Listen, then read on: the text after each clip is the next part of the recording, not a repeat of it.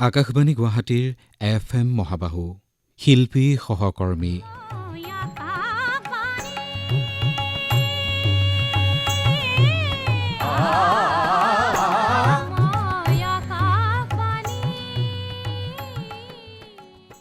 আজিৰ শিল্পী সহকৰ্মী বিশিষ্ট সাহিত্যিক বুৰঞ্জীবিদ অসম সাহিত্য সভাৰ প্ৰাক্তন সভাপতি ডক্টৰ লীলা গগৈ।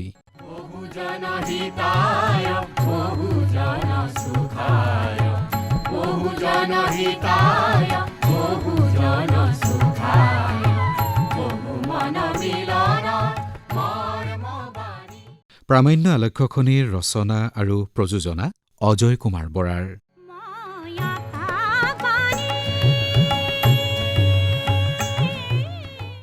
এয়া শিল্পী সহকৰ্মীৰ আজিৰ খণ্ড।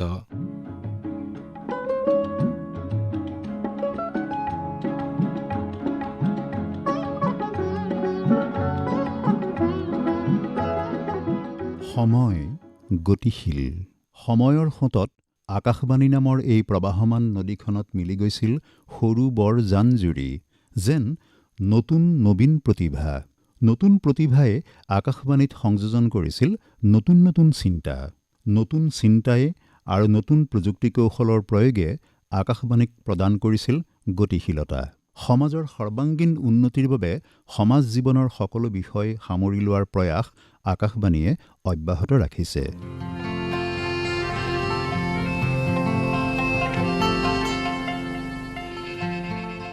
বাতৰি, সংগীত, নাটক আদিৰ দৰে কথিকাৰ শিতান্তিও আকাশবাণীৰ এটা গুৰুত্বপূৰ্ণ বিভাগ। কথিকা শব্দটো কথাৰ পৰা উদ্ভৱ হৈছে। দৈনন্দিন জীৱন যাত্ৰাৰ বিভিন্ন স্তৰত বিভিন্ন প্ৰয়োজন আৰু পৰিস্থিতিত নিজৰ ভাৱ ভংগী প্ৰকাশ কৰিবলৈ যিবোৰ কথা বতৰা আদান প্ৰদান হয়, তাৰ পৰাই কথিকাৰ জন্ম। অনাতাঁৰ কথিকাৰ এটা স্বকীয় বৈশিষ্ট্য আৰু আবেদন আছে। ইয়াৰ স্বকীয়তা ৰচনা আৰু পৰিৱেশন শৈলীৰ ওপৰত নিৰ্ভৰশীল। অনাতাঁৰ মাধ্যমৰ বিভিন্ন অনুষ্ঠানৰ দৰে কেৱল শ্ৰোতাৰ মনোৰঞ্জন কৰাটোৱেই কথিকাৰ একমাত্ৰ উদ্দেশ্য নহয়। দৈনন্দিন জীৱন যাত্ৰাত বিশেষভাৱে প্ৰয়োজন হোৱা বা জানিবলগীয়া সকলো বিষয় নিৰ্ভুল তথ্যপাতিৰে দাঙি ধৰাটো ইয়াৰ অন্যতম উদ্দেশ্য। এই দিশটোৰ প্ৰতি সজাগ দৃষ্টি ৰাখি বাহুল্য বৰ্জিত আৰু সহজ কথাৰে সীমিত গণ্ডিৰ ভিতৰত শ্ৰোতাক আকৰ্ষণ কৰাটোৱেই কথিকাৰ ঘাই লক্ষ্য। সেয়েহে তেতিয়াৰ অল ইণ্ডিয়া ৰেডিঅ' গুৱাহাটীৰ কথিকা বিভাগত এই বিভাগটো চোৱা চিতা কৰিবলৈ প্ৰয়োজন হৈছিল ভাষাৰ জ্ঞান থকা দক্ষ ব্যক্তিৰ। আকাশবাণীৰ কথিকা বিভাগত যোগদান কৰা বহু কৃতবিদ্য ব্যক্তিৰ মাজত আমাৰ শিল্পী সহকৰ্মী ডক্টৰ লীলা গগৈ আছিল অন্যতম। কথিকা বিভাগৰ দায়িত্বত থকা সূত্ৰেই তেখেতে সৈয়দ আব্দুল মালিকৰ পিছত পৰিচালনা কৰিছিল অল ইণ্ডিয়া ৰেডিঅ' গুৱাহাটীৰ সাহিত্য চূড়া অনুষ্ঠান। মনত পৰে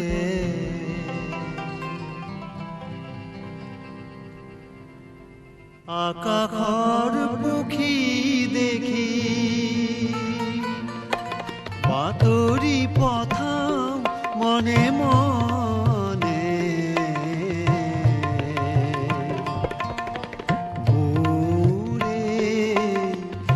মোৰে চিঠি লেখি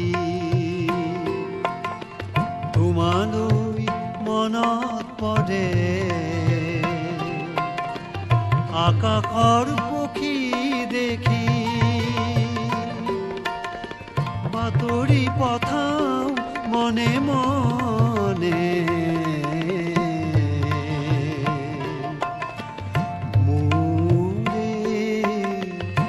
মোৰে চিঠি লেখি।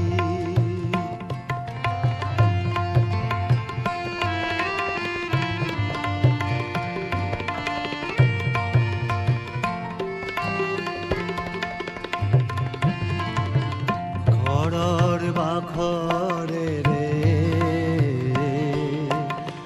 সোণ পতা জোন বিৰি ঘৰৰ বাখৰেৰে সোণ পতা জোন বিৰি মোৰ উপহাৰ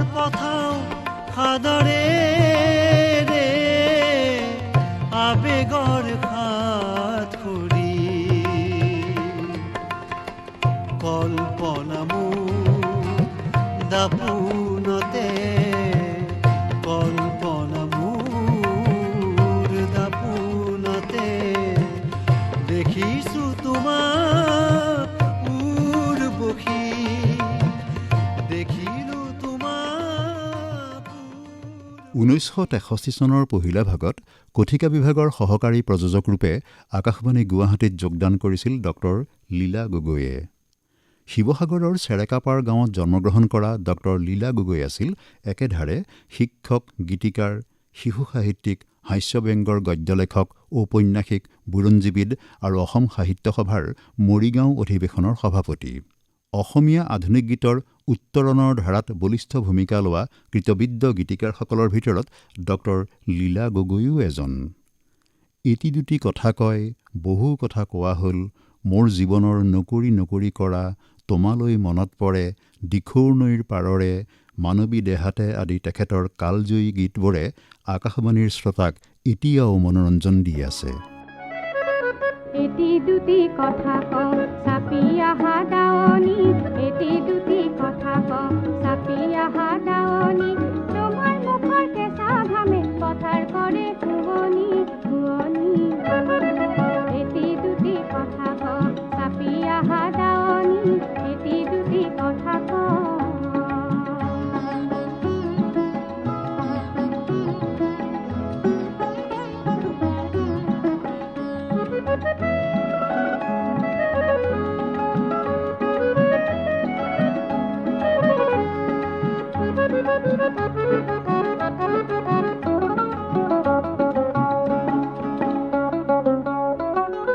তোমাৰ চকুৰ জেউতিয়ে জিলিকালে দূৰণি, তোমাৰ চকুৰ জেউতিয়ে জিলিকালে দূৰণি, তোমাৰ বুকুৰ চেনেহৰ হস্তপদ হিয়াৰ জোৰণি জোৰণি। এটি দুটি কথা কওঁ চাপি আহা দাৱনী, এটি দুটি কথা কওঁ।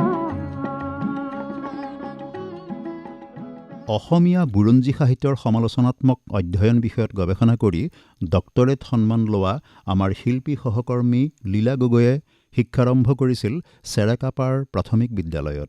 সংস্কৃত বিষয়ত লেটাৰ লৈ প্ৰৱেশিকা পৰীক্ষাত উত্তীৰ্ণ হৈ লীলা গগৈয়ে গুৱাহাটী বিশ্ববিদ্যালয়ৰ পৰা IA আৰু শিক্ষক পৰীক্ষাৰ্থীৰূপে 1958 চনত স্নাতক আৰু 1962 চনত অসমীয়া বিষয়ত স্নাতকোত্তৰ সন্মান লৈছিল। আজীৱন সাহিত্য সাধনাত ব্ৰতী আছিল ডক্টৰ লীলা গগৈ। সাহিত্যৰ প্ৰতি থকা তেখেতৰ অনুৰাগৰ নেপথ্যত আছিল শৈশৱৰ এটি ঘটনা। এক সাক্ষাৎকাৰত শৈশৱৰ কথা ৰোমন্থন কৰি আমাৰ শিল্পী সহকৰ্মী ডক্টৰ লীলা গগৈয়ে এইদৰে কৈছিল। 1942 চনৰ গণ আন্দোলনৰ বছৰত মই MV স্কুলৰ 5ম মান শ্ৰেণীত পঢ়িছিলোঁ। সেই বছৰ মই প্ৰমোচন পোৱা নাছিলোঁ, কিন্তু মই প্ৰমোচন পাব নলগীয়া ল'ৰা নাছিলোঁ।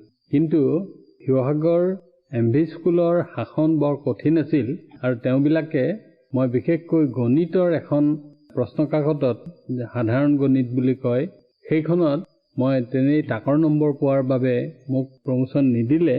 তথাপি হেডমাষ্টৰে কৈছিল যে যদি ভালকৈ পঢ়া শুনা কৰোঁ বুলি মোৰ অভিভাৱকে লিখা দিয়ে তেনেহ'লে মোক প্ৰমোচন দিব। আৰু সেই কথা মই মোৰ দেউতাক কোৱাত দেউতাই ধমকি মাৰি মোক ক'লে যে তই পৰীক্ষাত ফেইল কৰিবি আৰু মই লিখা দিম, সেইটো কথা এই বুলি পেলাই মোক ধমকি মাৰি উঠাত সেই মোৰ প্ৰমোচন নহ'ল। কিন্তু প্ৰমোচন নহৈ মোৰ বৰঞ্চ ভালেই হ'ল। কেনেকৈ ভাল হ'ল? শিৱসাগৰ এই চৰকাৰী MV স্কুলখন প্ৰতিষ্ঠিত হৈছিল 1840 চনতে। তেতিয়াৰে পৰা এই স্কুলৰ পুথিভঁৰালত অসংখ্য পুৰণা পুথি জমা হৈ আছে। আৰু যেতিয়া এই বছৰটো মই প্ৰমোচন নাপালোঁ, আচলতে মই আৰু পঢ়িবলগীয়া নাছিল। মই সকলো বিষয়তে আচলতে মই জানিছিলোঁ। সেইবাবে মই কেৱল এই পুথিভঁৰালৰ পুথি পঢ়াকে মানে এটা কাম বুলি পেলাই ধৰি লৈ তাত এই আমাৰ পদ্মনাথ গোহাঁই বৰুৱা, লক্ষ্মীনাথ বেজবৰুৱা, সত্যনাথ বৰা, লম্বোদৰ বৰা, ৰজনীকান্ত বৰদলৈ, এনেকৈ সেই সময়ৰ বিশেষকৈ 19বিংশ শতিকাৰ শেষ ভাগৰ বা জোনাকী যুগৰ লেখকসকলৰ যিমানবোৰ ৰচনা তাত আছিল সেইবোৰ মই পঢ়িবলৈ আৰম্ভ কৰিলোঁ। আৰু অকল সেয়ে নহয়, এনেকুৱা কিছুমান পুথিও মই পঢ়িছিলোঁ যিবোৰ পুথি হয়তো সেই সময়ত মোৰ বিদ্যা বুদ্ধিয়ে স্পৰ্শ কৰাগৈ নাছিল, তথাপি মই পঢ়িছিলোঁ। এনেকৈ পঢ়াৰ ফলত মই নিজে দেখিছিলোঁ যে মোৰ ভাষা বহুত ভাল হৈছিল আৰু বিশেষকৈ আখৰ জোটনি আদি মোৰ সম্পূৰ্ণৰূপে নিখুঁত হৈ গৈছিল। মই সেই দিনত বিশেষকৈ লক্ষ্মীনাথ বেজবৰুৱা, গোহাঁই বৰুৱা আৰু ৰজনীকান্ত বৰদলৈৰ লেখা পঢ়ি, তেওঁলোকৰ যি সৃজনীশীল লেখা আছিল সেইখিনি পঢ়ি পেলাই মই বৰ আকৰ্ষিত হৈছিলোঁ আৰু পঢ়িছিলোঁ। তথাপি এতিয়া হয়তো আটাইবোৰ মোৰ মনত নাই, কিন্তু মই আৰু সেই সময়ৰ অন্যান্য বহুতো লেখকৰ পুথি পঢ়িছিলোঁ। তাৰ উপৰিও সেই সময়ত প্ৰকাশ হৈ থকা বাঁহী, আবাহন আদি আলোচনীৰ আগৰ যিবোৰ পুৰণা সংখ্যা সেইবিলাকো পঢ়াৰ সুযোগ লাভ কৰিছিলোঁ। এইদৰে মোৰ সাহিত্যৰ প্ৰতি যিটো আকৰ্ষণ আৰু প্ৰেৰণা সেইটো সেই সময়তে গঢ় লৈ উঠিছিল। লোকসাহিত্য, বুৰঞ্জী আৰু লোকসংস্কৃতি আছিল ডক্টৰ লীলা গগৈৰ প্ৰিয় বিষয়। বুৰঞ্জী, লোকসাহিত্য আৰু সংস্কৃতিৰ সমল বিচাৰি গাঁৱে ভূঞে, পাহাৰে কন্দৰে, হাবিয়ে বননিয়ে ঘূৰি ফুৰা এইজনা কৃতবিদ্য সাহিত্যিকৰ বিষয়ে নিবাৰণ বৰাই এইদৰে কৈছিল, লীলা গগৈয়ে ড্ৰয়িং ৰুমত বহি বুৰঞ্জী নিলিখে।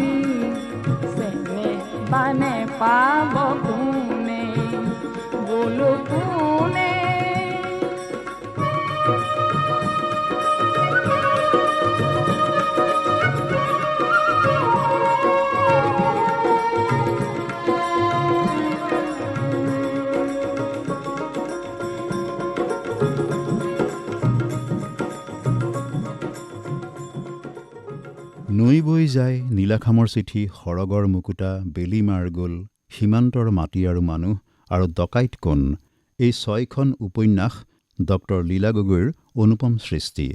কপলিং চিগাৰ ৰেল, ভিয়েৰিং চিঠি, ব্ৰিকুদৰ বৰুৱাৰ বিয়া প্ৰথম খণ্ড, ব্ৰিকুদৰ বৰুৱাৰ বিয়া দ্বিতীয় খণ্ড, বিশেষ কি লিখিম মুকলি চিঠি আৰু হাঁহি আৰু বাঁহী, এই 6খন গ্ৰন্থ তেখেতৰ হাস্য ৰস ৰচনা। অনুপম কোঁৱৰৰ সাধু, জয়মতী আৰু মূলাগাভৰু, খৰা শিয়ালৰ বিয়া, লৌৰাৰ লাচিত বৰফুকন, পোনাকণৰ সপোন, ৰংমনৰ কথা আৰু সোণতৰা, এই 7খন গ্ৰন্থ ডক্টৰ লীলা গগৈ ৰচিত শিশু সাহিত্য। ইয়াৰ বাহিৰেও তেখেতে অসমীয়া বুৰঞ্জী, লোকসাহিত্য আৰু সংস্কৃতিৰ বিষয়ত প্ৰায় শতাধিক প্ৰবন্ধ লিখিছে। তেখেতৰ সাহিত্য সৃষ্টিত বুৰঞ্জীৰ পোনপটীয়া প্ৰভাৱ পৰিস্ফুট। বুৰঞ্জী জাতিৰ দাপোনস্বৰূপ, সেয়েহে হয়তো তেখেতে গভীৰভাৱে বুৰঞ্জী অধ্যয়ন কৰিছিল। এই সন্দৰ্ভত আমাৰ শিল্পী সহকৰ্মী ডক্টৰ লীলা গগৈয়ে এক সাক্ষাৎকাৰত এইদৰে কৈছিল। লিখি ভালপোৱা ইয়াৰ ভিতৰত মোৰ চৰ্চাৰ বস্তু হৈছে বুৰঞ্জী। বুৰঞ্জী মই বিস্তৃতভাৱে অধ্যয়ন কৰিছোঁ আৰু বুৰঞ্জীৰ বিষয়বস্তু লৈ মই আমাৰ আধুনিক ভাষাৰে সৈতে গ্ৰন্থ ৰচনা কৰিবলৈ ভাল পাওঁ।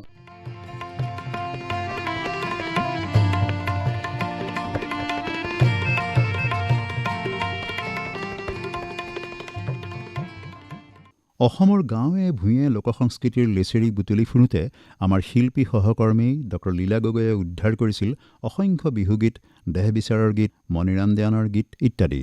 বিহুগীতত নাৰীৰ সৌন্দৰ্য তেখেতৰ অন্যতম অনাতাঁৰ সংগীতালক্ষ্য। এয়া তাৰেই একাংশ।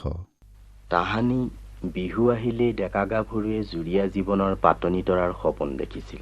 জুৰীয়া জীৱনৰ সুৰীয়া মাতত জীৱনৰ মোহ জাগিছিল। দুটি জীৱন এটি হৈ মৰততে সৰগ ৰচিছিল। এটি জীৱনে আনটো জীৱনৰ লগত কৰাল মাৰি ধৰিছিল। তেনেকৈয়ে বিহু উৎসৱৰ লগতো নাৰী জীৱনৰ সম্পৰ্ক কৰাল মাৰি ধৰি আছে। এয়া নাৰী কণ্ঠৰহে স্বীকাৰোক্তি। এপৰ দুপৰ কৰি নিশা পাৰে হ'ব আমাৰ বিহু তামনি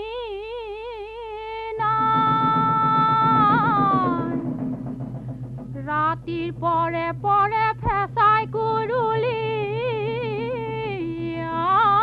আমাৰ বিহু ভাঙো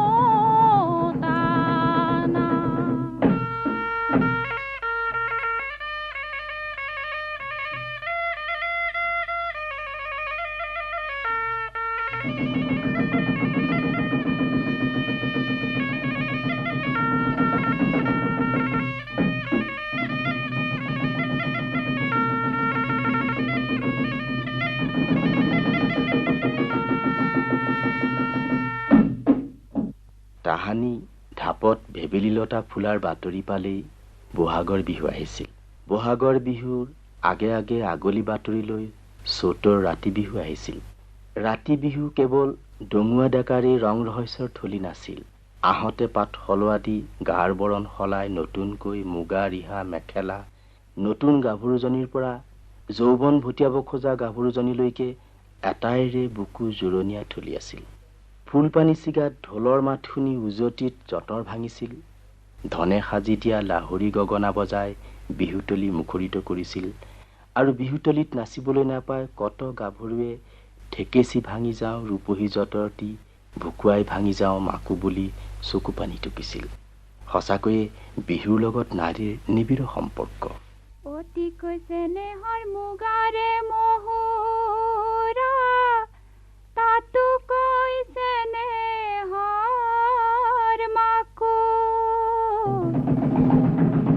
তাতো কৈ চেনেহৰ বহাগৰ বিহুটি এনে পাতি কেনে কৈ থাকো। এই ফাঁকি নাম জানো নাৰী মনৰ অভিব্যক্তি নহয়? চেনেহৰ মুগাৰে মহুৰা আৰু মাকোটোৰ কথা কোনোবা শিপিনী গাভৰুৱে নেভাবি ডেকাই ভাবিবনে? মাতৃভাষাৰ প্ৰতি দায়বদ্ধ আছিল আমাৰ শিল্পী সহকৰ্মী ডক্টৰ লীলা গগৈ। ইংৰাজী ভাষাৰ আগ্ৰাসনত কঙা হ'ব ধৰা অসমীয়া ভাষাৰ সুৰক্ষাৰ কথা চিন্তা কৰি অসমৰ বিভিন্ন ঠাইত তেখেতে অসমীয়া ভাষা শিক্ষাৰ কৰ্মশালাও আয়োজন কৰিছিল।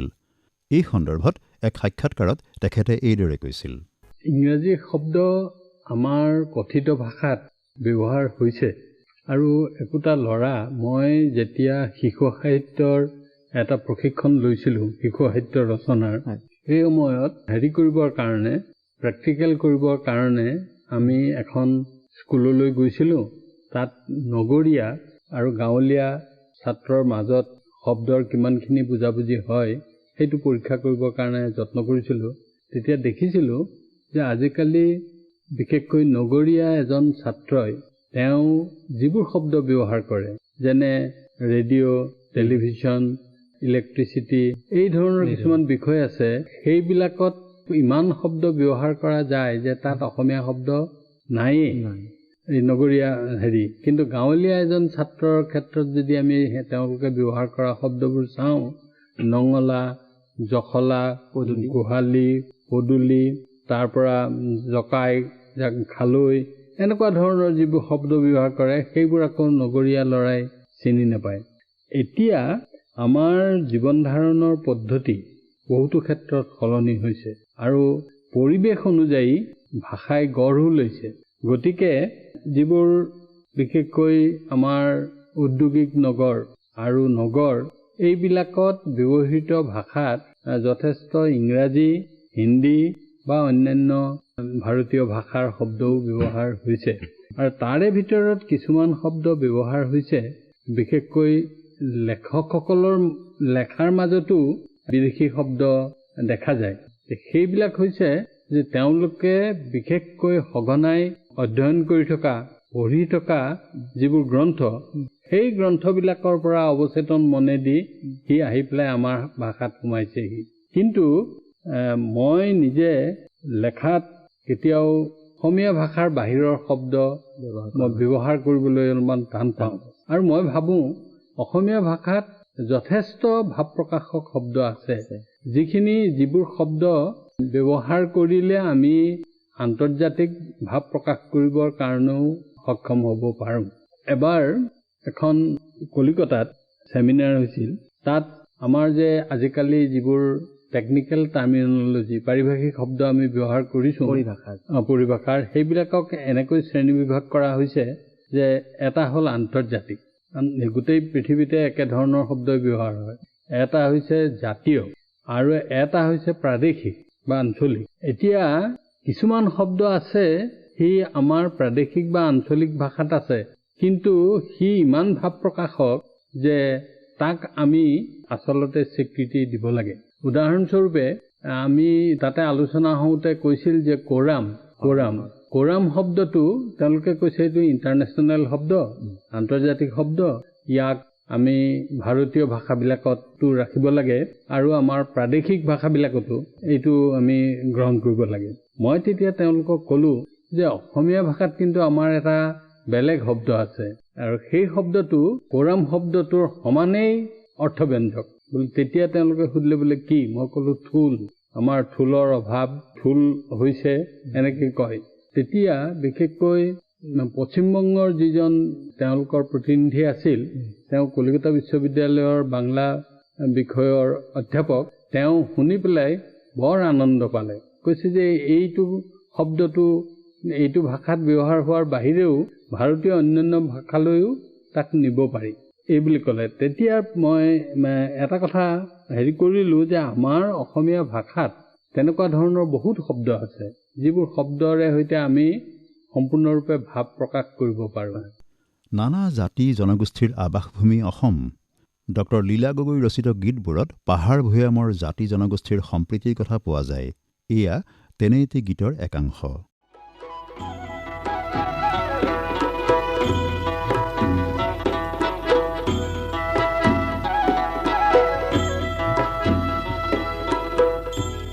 পৰ্বতৰ চাঙতে চাঙতে চাঙতে বাজিলে তুখৰুম ভয়ামৰ গাঁৱতে ভয়ামৰ গাঁৱতে আই মোৰ অসমী পৰ্বতে ভয়ামে আই মোৰ অসমী পৰ্বতে ভয়ামে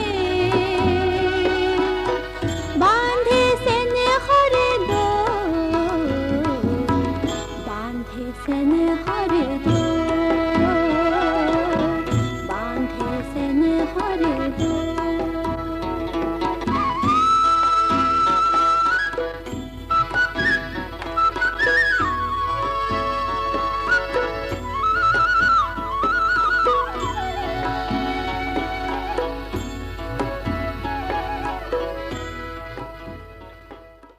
শিৱসাগৰ টাউন উচ্চ মাধ্যমিক বিদ্যালয়ত সহকাৰী শিক্ষকৰূপে 1951 চনত কৰ্মজীৱন আৰম্ভ কৰা লীলা গগৈয়ে অসম চৰকাৰৰ বুৰঞ্জী আৰু পুৰাতত্ব বিভাগত আৰু আকাশবাণী গুৱাহাটীত চাকৰি কৰিছিল। তাৰ পাছত গড়গাঁও মহাবিদ্যালয় আৰু শিৱসাগৰ মহাবিদ্যালয়ত প্ৰবক্তা আৰু শেষত ডিব্ৰুগড় বিশ্ববিদ্যালয়ৰ অধ্যাপক পদৰ পৰা 1993 চনত অৱসৰ গ্ৰহণ কৰে।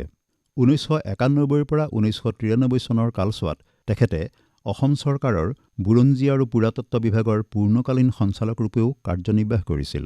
জীৱনকালত আমাৰ শিল্পী সহকৰ্মী ডক্টৰ লীলা গগৈয়ে বহু কথা কৈ গ'ল যদিও বহু কথা ক'বলৈ থাকি গ'ল। সেই কথা তেখেতে গীতেৰেই প্ৰকাশ কৰি গৈছে। বহু কথা কোৱা হ'ল, বহু কথা কোৱা হ'ল, বহুতো থাকিল বাকী, বহুতো থাকিল বাকী, সাক্ষীৰ বহু তৰা, বহু জাগৰি ৰাতি, বহুতো থাকিল বাকী, বহুতো থাকিল বাকী, সন্ধ্যা পৰশ লাগি ৰজনীগন্ধা ফুলে,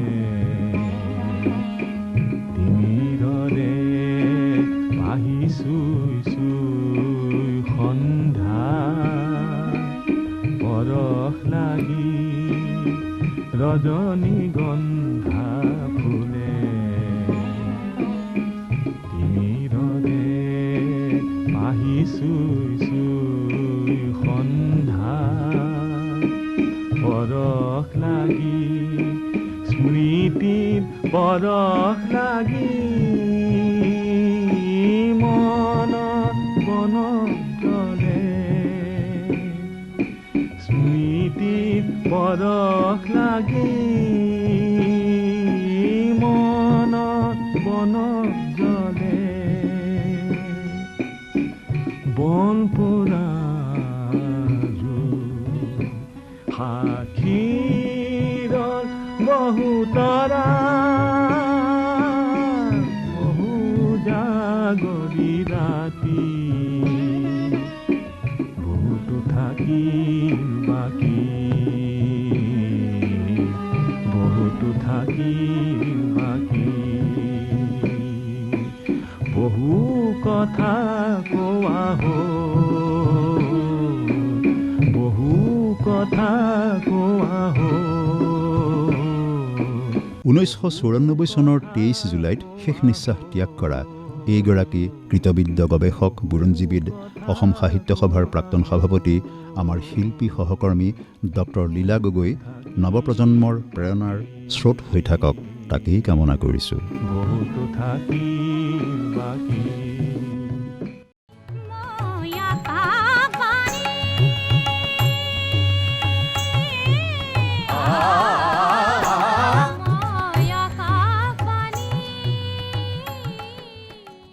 শিল্পী সহকৰ্মী।